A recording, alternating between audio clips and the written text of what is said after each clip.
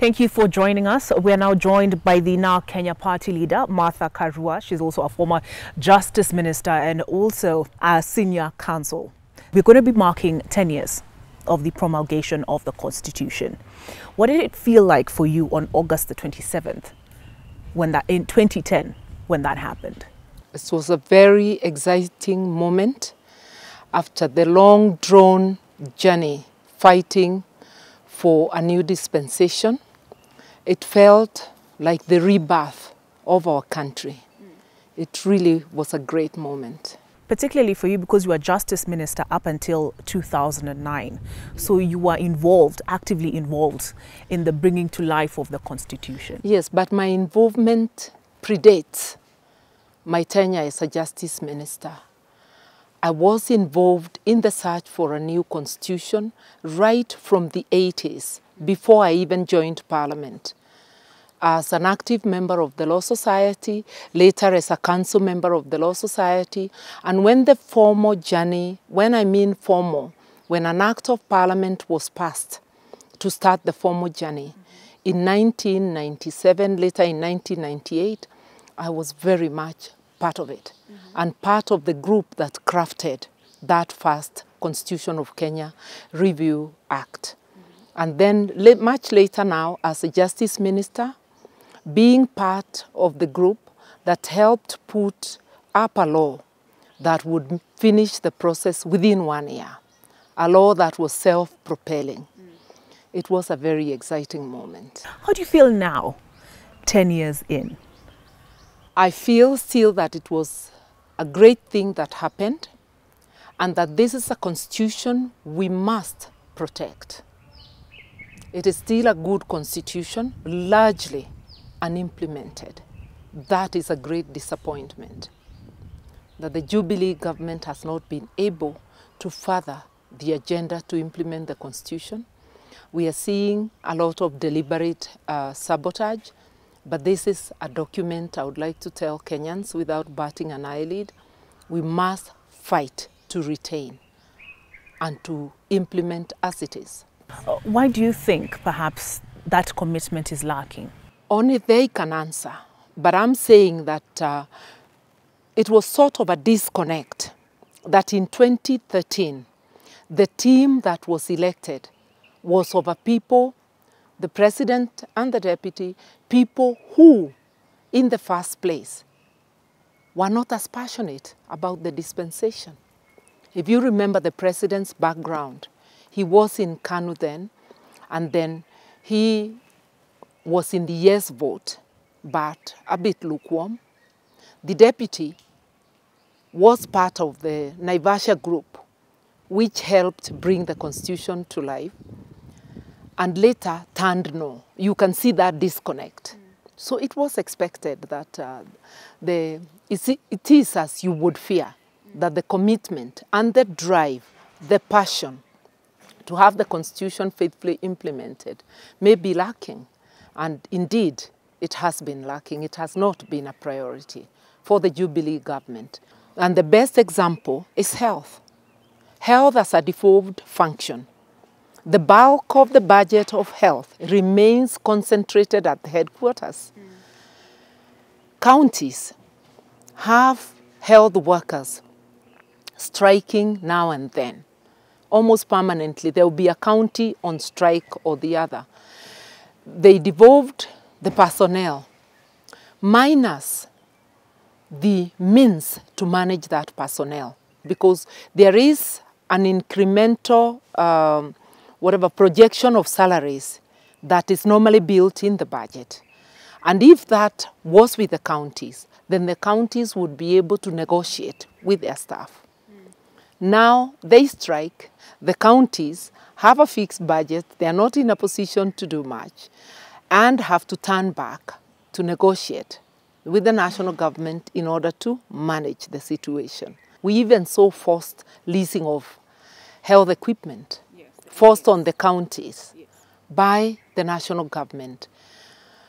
It is like push and pull. And therefore, as we pass 10 years, we need to audit where we are, what is not working, what needs to be done, and we need an honest conversation.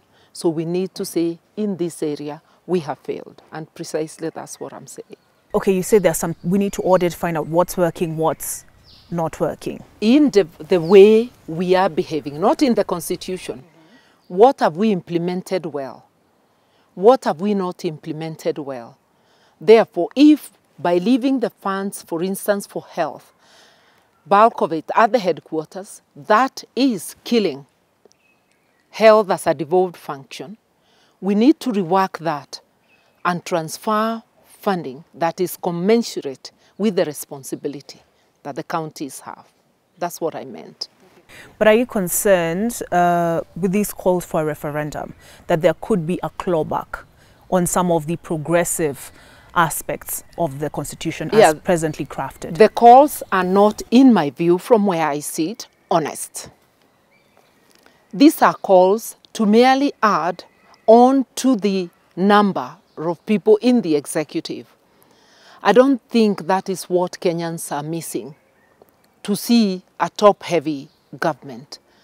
What Kenyans are missing is efficient service delivery, is the promise of the Constitution of socio-economic rights or basic needs. The government has cash transfers, which is a social safety net, which is very badly done, not totally accountable, and this needs to be expanded to a cash transfer that can enable families to meet their daily lives, those in need. Secondary education, university, we need to make that universally accessible to every child, you see? And one way of doing that is improving the public schools. When people of my generation grew up, the best schools, both primary and secondary, were public schools. The best universities were public universities. Now it's like the government has abandoned education, let the standards go down, and almost every other person is seeking. Whenever you get some little extra money as a parent, the next thing is that you'll be shifting your child from a public school to a private school. Yet the majority rely on public education for their children. This is what we should be making available to Kenyans. This is the promise of the Constitution, that irrespective of social standing, irrespective of your financial circumstances, all Kenyan children will access quality education. All Kenyans will access quality health services, that we all can get a roof over our heads, and those in need will get social safety nets. We'll all get food on our plates. I avoid using the word table. Table is a luxury, and those at the lower level may not even have a table to talk about. So let's talk about food on our plates, and that the economy will generate jobs for the many jobless. And if they are jobless, then we will support them while they wait to connect with jobs. Okay. Yeah. So, if I understand you correctly, you're saying the Constitution can still deliver, presuming that there is that commitment to implement it. Yes, precisely. Fully. Precisely. But there seems to have been this attitude with the current dispensation to pick and choose what to implement. Indeed. Based on convenience. Cherry picking, yes.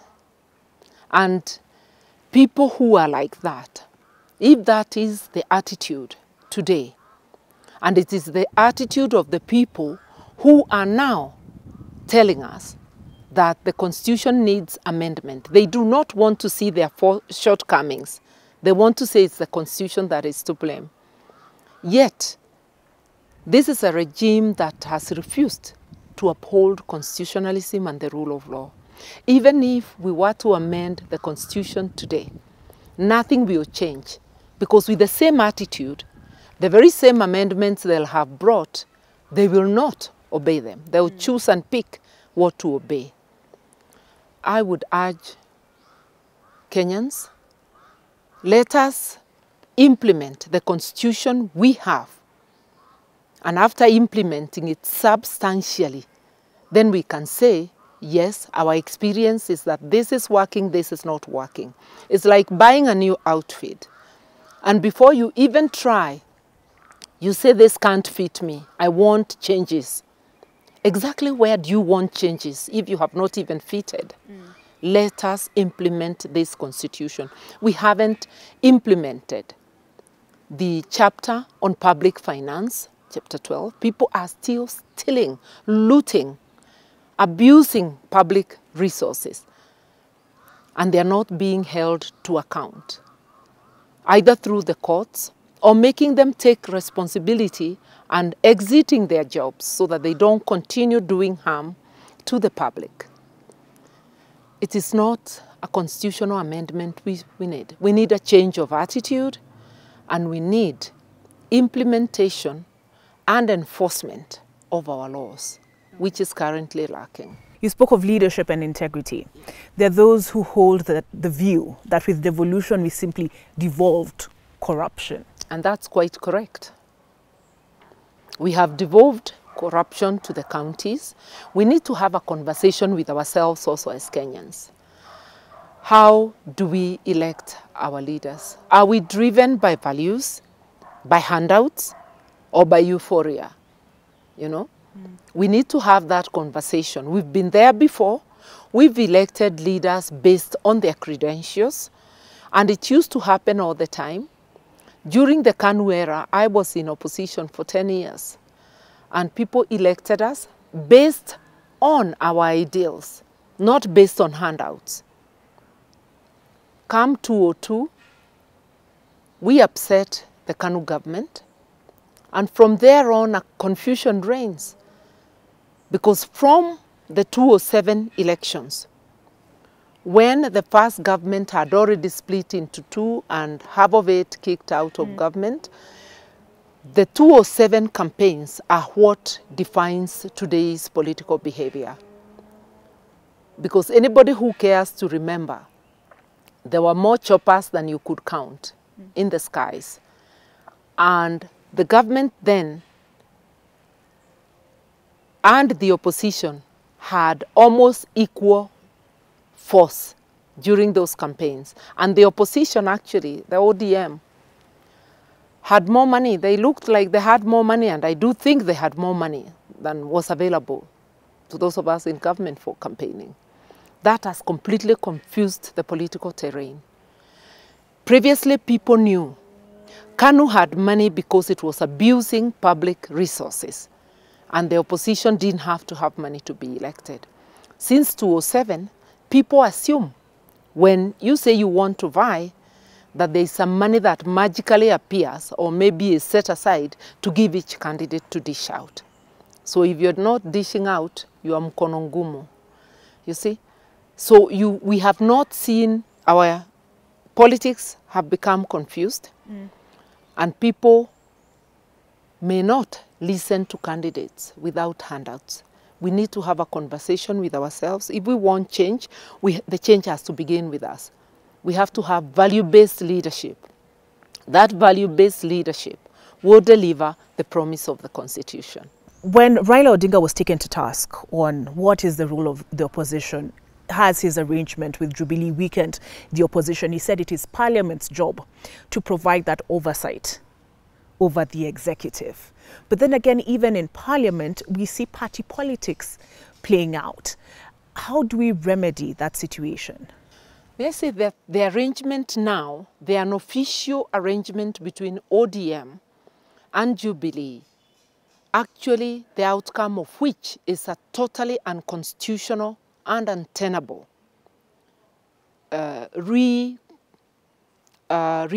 of Parliament.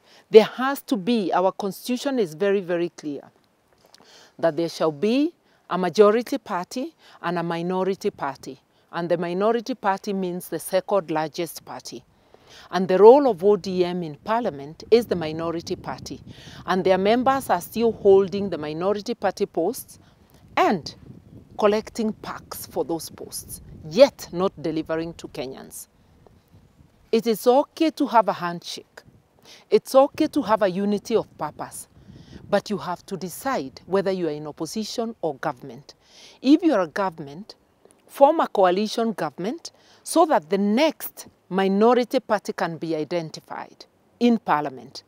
But now, ODM is having their cake and eating it. They are holding the positions of minority party while behaving government. If you listen in parliament, the people articulating government policy is the loudest are in ODM, not in Jubilee. And outside of parliament, the retired prime minister or a former prime minister, because he's not retired, he's former prime minister, is the one who articulates government policy better than Uhuru. That is having their cake and eating it. Let them, I'm challenging them at this 10th anniversary of the Constitution. Please be honest with Kenyans. Be in government or in the opposition, but don't have your leg in each. Form a coalition government, we will understand. So that even if it's a party of 3 people, becomes a minority party in parliament. Do not hold both positions while not delivering as the opposition. We lack accountability, and parliament is not playing its role. And it is true, as he says, that even members of parliament of Jubilee should not lose their voice to hold government to account. But the party with the foremost responsibility is the minority party.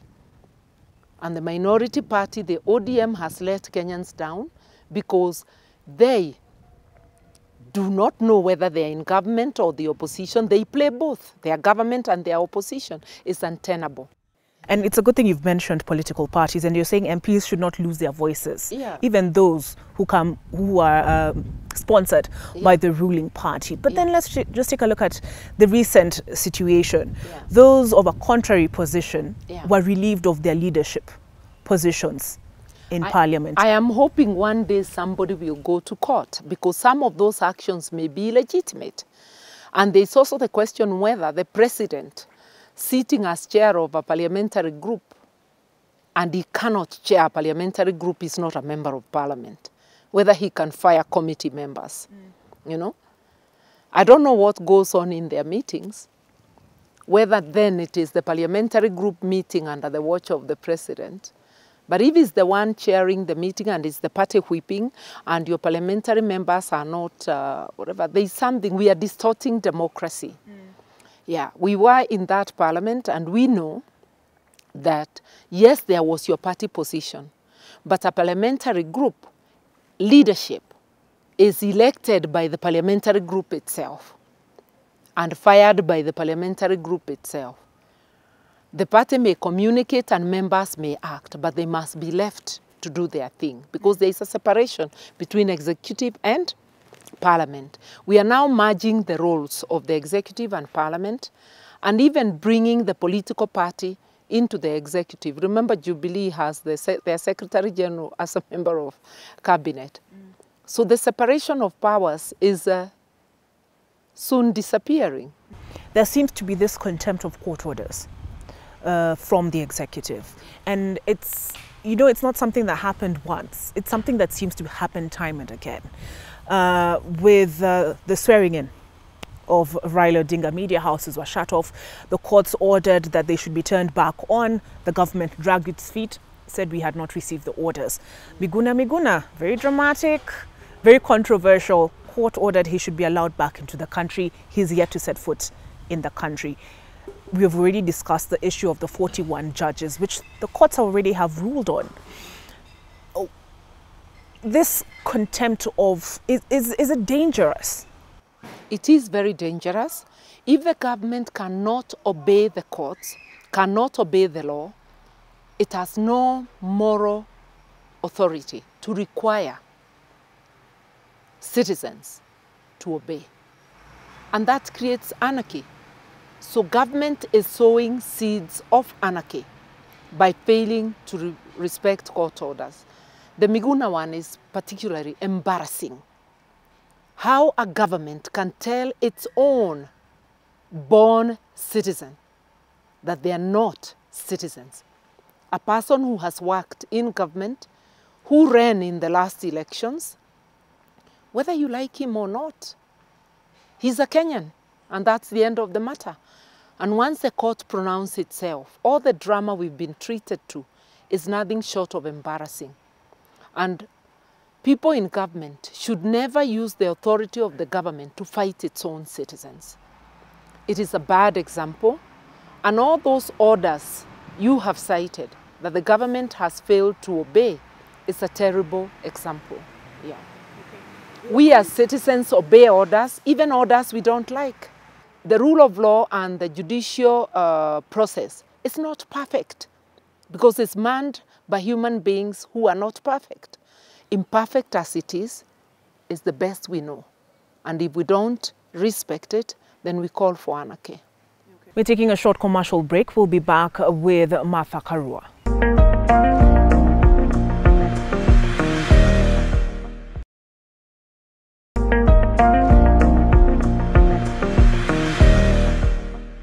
Welcome back and thank you for staying with us.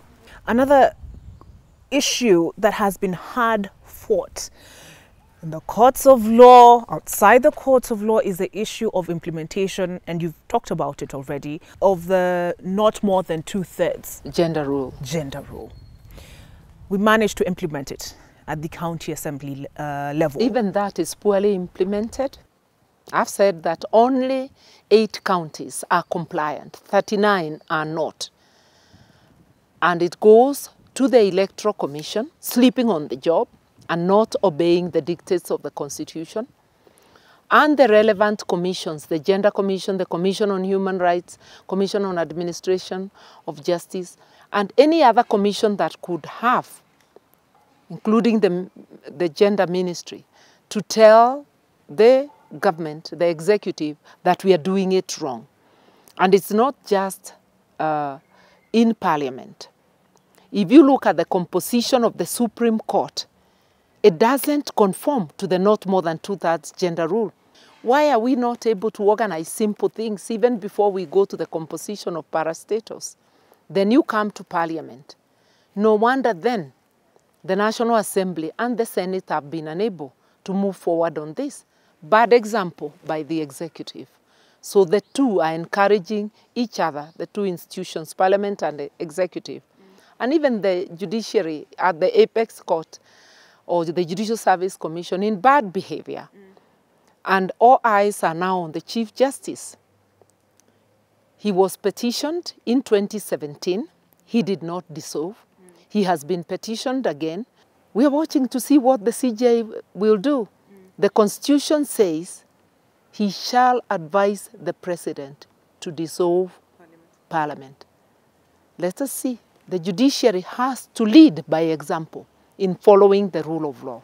Okay. So from where I sit, the Chief Justice has no option but to advise the President to dissolve Parliament. Okay, you've mentioned all these commissions, IEBC, National Gender, but we don't really feel them. Is that because either Parliament or the executive have managed to minimize them? Or is it just that these commissions have failed to own up to their responsibility? A commission is as independent as the persons in it. It's not a question of law, and the law gives them independence. But our commissions, most of them, have not delivered. We, the citizens, are not holding them to account. We are not holding our elected leaders to account. It's a question of raising the accountability bar to anybody given responsibility. The commissions are supposed, and I think they do, give yearly reports to Parliament. We have not had robust discussions.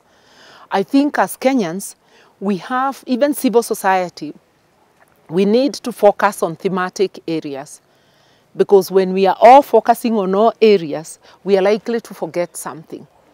So that there are cluster of commissions depending on their work, the ones dealing with public finance, the ones dealing with human rights, etc., so that we can be able to hold these bodies that are publicly funded to account.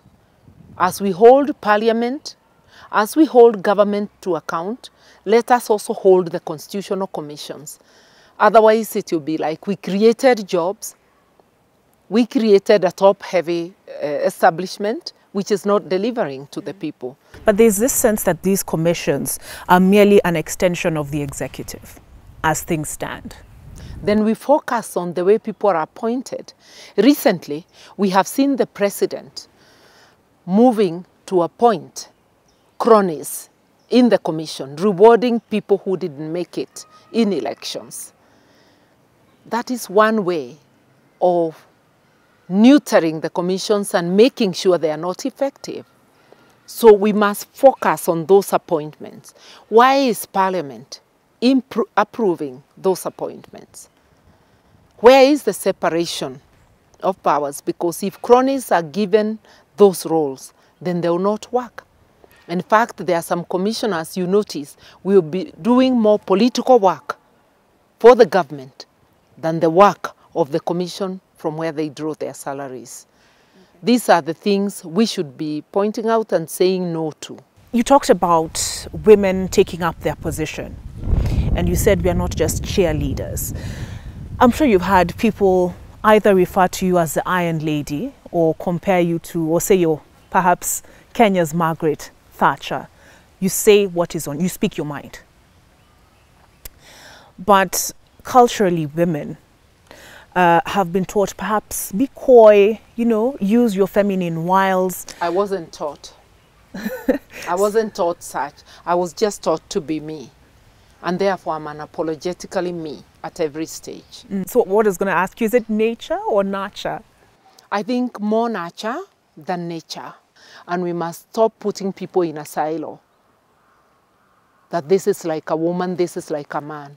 Letting people be who they are endowed to be, and using their best capabilities the best way we know how.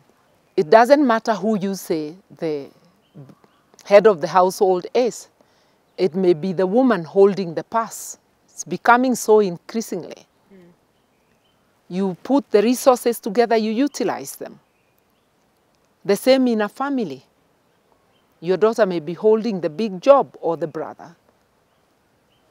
You bundle the resources together. And that's all that we are required to do, to utilize our resources to the optimum.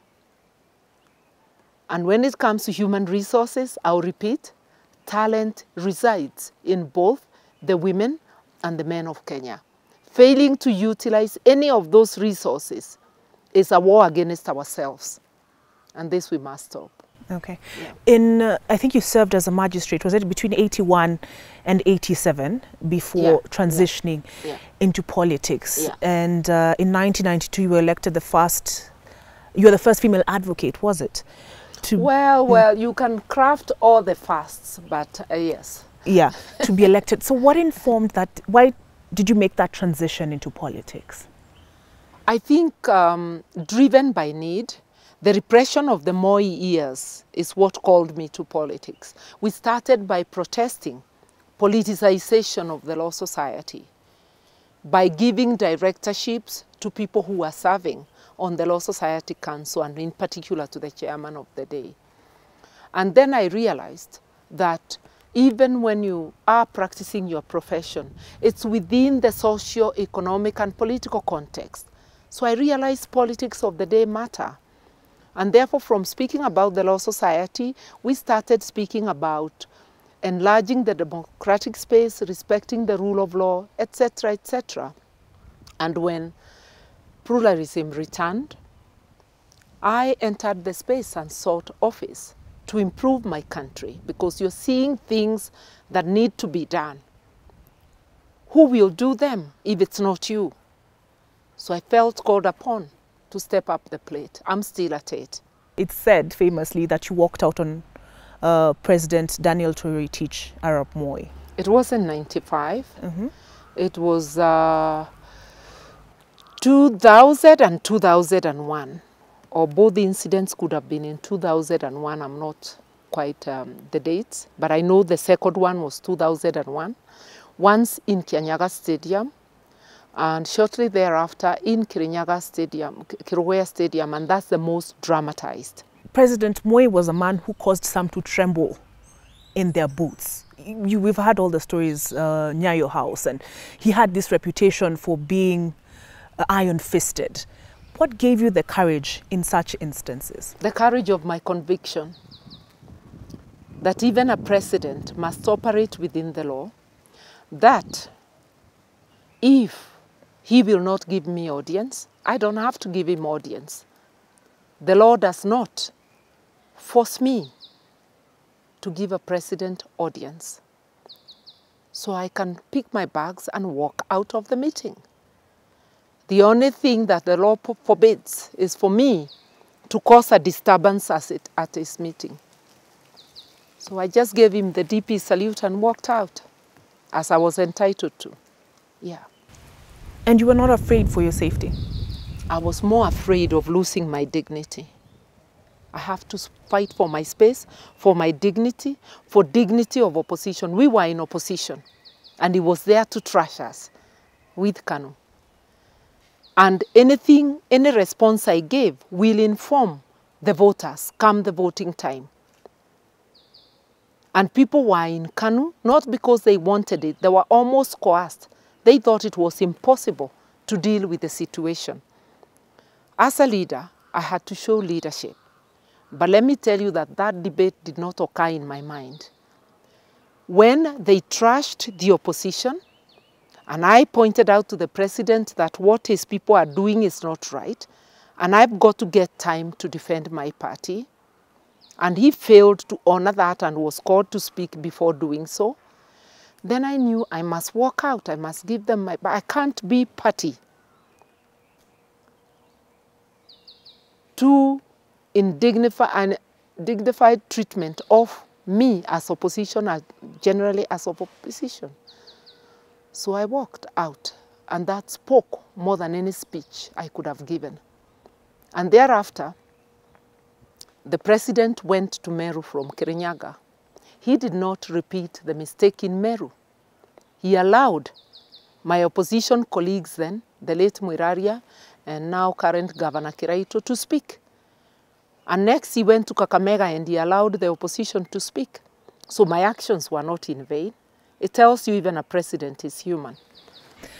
You represented even Koigi Wamwere. I think it was against a treason charge? Yeah, I was the lawyer for Miroge Kariuki in that treason case.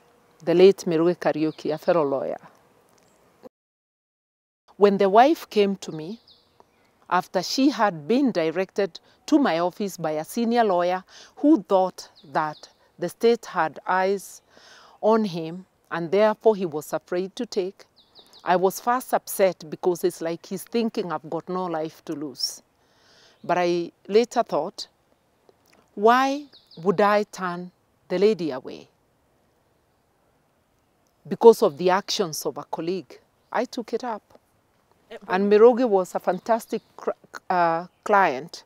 He used to help me draft the applications because he was a more senior lawyer than me. And I had just started practice, yeah. And were you not afraid of being branded persona non grata? No, I was not at all. And the only news agency at that time, Kanu, and the Kanu newspaper, the Kenya Times, they put on a headline that criminals under the guise of lawyers, accusing us of being criminals hiding as lawyers, of being complicit in the treason that our clients were being charged with. We brushed it aside and continued, and persistence pays. Okay. When you served on President Mwai Kibaki's government, there are those who would say you were the only man in President Kibaki's cabinet. Those who fail to acknowledge their mothers will call me man. Anybody who acknowledges their mother will know that the strength in their home was their mother. Do you consider that a compliment or an affront? It's a negative. It's a misogynist comment, but it doesn't stop me from looking ahead. Because there are so many catcalls on the way. If you keep on looking, being diverted, you turn into stone like Lot's wife. So I kept on moving. Now, for many, being appointed a minister is is considered a big deal. It is a big deal. It is a big deal. It's an opportunity to serve. It's a great opportunity. And not many would willingly give that up. Yet you did in 2009. I did, because it became untenable, you see. If I feel that now I'm not being of service to Kenyans in the role I've been given because of obstructions, and that I no longer have the support of the appointing authority, I had no business to linger on, and I left. The lure of the perks, of the influence, was not enough, you know. I had to go by the inner voice, my conviction, once again. 2013, you contested the presidency. Yeah. 2017, you contested the Kirinyaga gubernatorialship. And won. Has that made you jaded, or do you still have faith in our political system? I think this conversation should answer that question. That I'm still me. You never give up on your home. Kenya is my home. I can't give up. Whatever difficulties, it's us to fix. We have broken systems. The electoral system is broken, but we have to step up the plate and fix it. Governance is broken. We have to step up the plate and fix it. The political system is broken. That is why we are starting a handout economy. We must fix it because it's our home. I'll be at it until things are done, or until I hand over to the next generation. But for now, at 62, I consider myself politically young. So I'm still in the ring. So you will be contesting elective office in 2022? I'll be contesting elective office, but I'm not going to be forced to declare for any position right now, because elections are far. At an appropriate time, yes. And I'm saying I'm ready, able, ready, and willing to serve my country, and I'll continue to, whether in office or out. But yes, I'll contest. Okay, finally, you're active on Twitter. Yeah. Yeah. The women of this generation, the young men of this generation are living in what some would call a very unforgiving time. You've mentioned catcalls, you know, coming up in politics. Now, we are living in a world where everything is under a microscope. Everybody has a camera, everybody has an opinion. Yeah? How do you stay true to your ideals? How do you keep from getting cowed? I think you can't get cowed by people when you're in your space. My Twitter handle is my space, and I'll use it to the fullest. And I will engage with those who are there for purposes of engaging. Those who are there for other purposes, if you're being insultive, whether to me or to other people, I don't need your company, and I have a right to choose company. So you shape up or shape out. It's as simple as that. And I guard my space. And I don't mind criticism, however harsh. But I'm not going to engage with insults, with deliberate, unpalatable remarks, either of others, of women, of what. I will manage. So I manage my space. Just like if I met a member of the public who started speaking to me, I would have to choose to stop to speak to them, depending on how they are engaging. If I met a person who starts shouting at me, I have to decide whether I need to speak to them or not. I manage my space, be it Twitter, be it socially interacting, I manage my space. Yeah. Right. And every one of us is called to manage their space. Yeah. As we close, if you could look into that camera, what would you tell your younger self?